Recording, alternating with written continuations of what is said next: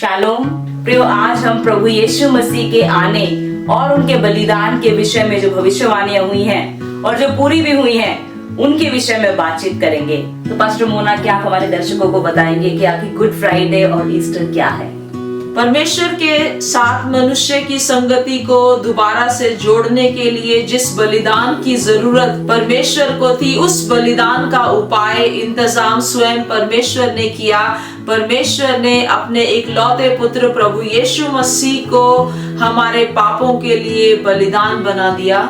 प्रभु यीशु मसीह के आने और उनका बलिदान चढ़ाने के विषय में परमेश्वर ने अपने कई भविष्यवक्ताओं के द्वारा भविष्यवाणियां करवाई और जो सारी भविष्यवाणियां सिद्ध भी हुई हैं। पास्टर मोना, जब हम भविष्यवाणियों की बात कर रहे हैं तो क्या आप हमारे दर्शकों को बताएंगे कि आखिर भविष्यवाणी की परिभाषा क्या है? भविष्यवाणी को हम इस प्रकार से परिभाषित कर सकते हैं, किसी भी घटना के होने से पहले के इतिहास को भविष्यवाणी कहते हैं। परमेश्वर ने भविष्य को पहले से नियुक्त करके रखा हुआ है और उसमें से कुछ भविष्यवाणियां हमारे लिए वचन में रिकॉर्ड की गई हैं। आमीन। तो पास्टर मोना, क्या जो बाइबल में भविष्यवाणियां दी गई प्रभु यीशु मसीह के आने और उनके बलिदान के बारे में, क्या वो पूरी हुई? बिल्कुल। प्रभु यीशु मसीह के बलिदान और उनके आने के विषय में जितनी भी भविष्यवाणियां की गई थी वो सब सिद्ध हुई। दानियल नबी की पुस्तक उसका 9 अध्याय की 24वीं आयत में अगर हम पढ़ें तो वचन कहता है कि दर्शन की बात पर और भविष्यवाणी पर छाप दी जाए। तो दर्शन की जितनी भी बातें थी, भविष्यवाणी जितनी भी की गई थी, परमेश्वर ने उन सारी भविष्यवाणियों को अटेस्ट किया है, उन पर मोहर लगाई है। तो पास्टर मोना, क्या आप हमें कुछ उदाहरण दे सकते हैं वो भविष्यवाणियां जो कि पूरी हो चुकी हैं? बिल्कुल। परमेश्वर का वचन कहता है, यशायाह नबी की पुस्तक में लिखा है, वह कुमारी से जन्मेगा और इमानुएल कहलाएगा, जो कि मत्ती रचित सुसमाचार उसका 1 अध्याय और उसकी 23 आयत में पूरा हुआ है। वैसे ही मैं पढ़ देती हूँ उन सारी भविष्यवाणियों को जो परमेश्वर के वचन में दी गई थी और वो सब नया नियम में प्रभु यीशु मसीह के जन्म और बलिदान के विषय में आकर पूरी हुई।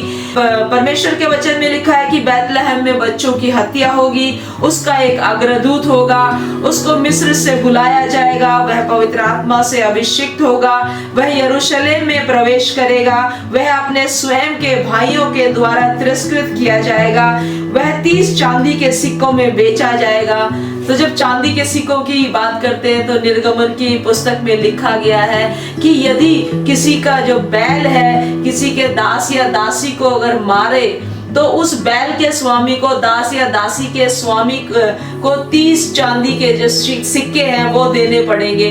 तो प्रभु यीशु मसीह जो है वो दास बन गए। मैं जब इस चांदी के सिक्कों के बारे में पढ़ रही हूँ कि प्रभु यीशु मसीह को वो दास बन गए। दासों का मूल्य, इतने वो नम्र हो गए, दासों का मूल्य उनका हो गया। हम आगे देखते हैं, वह तीव्र पीड़ा से मरेगा, उसके मुंह पर थूका जाएगा, उसके कपड़ों पर जुआ खेला जाएगा, वह अपने अपराधियों के लिए विनती करेगा, उसकी एक भी हड्डी ना टूटेगी, वह मृत्यु को ना देखेगा, वह अपने पिता के दाहिने हाथ जा बैठेगा। हम इन भविष्यवाणियों को देखते हैं, पुराना नियम में ये भविष्यवाणियां की गई हैं जो कि नए नियम में प्रभु यीशु मसीह के आने के समय में पूरी हुई है। ये उस समय पूरी हुई है जब प्रभु यीशु मसीह अपनी माँ के गर्भ में थे, जब प्रभु यीशु मसीह का जन्म हुआ और जब वो कब्र में थे। ये सारी भविष्यवाणियां सिद्ध हुई हैं। प्रियो, परमेश्वर के वचन में ऐसी बहुत सी भविष्यवाणियां की गई हैं और बहुत से वचन लिखे गए हैं जो इस बात का प्रमाण देते हैं कि हमारा परमेश्वर सच्चा है। इस अध्ययन के द्वारा मैं आप सब लोगों को उत्साहित करना चाहती हूँ, यदि परमेश्वर ने किसी को वायदा किया है वचन के जरिए से, तो मेरे प्रियो उस वचन पर आप आस लगाए रहिए और निश्चय जानिए प्रभु ने जो आपसे वायदा किया है वो जरूर पूरा होगा।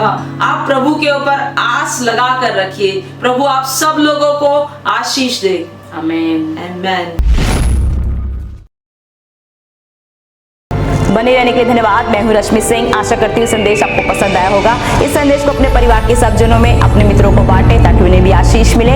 इस चैनल को सब्सक्राइब करें और बेल बटन क्लिक करना ना भूलें ताकि ऐसे प्रेरणात्मक संदेश आपको मिलते रहें।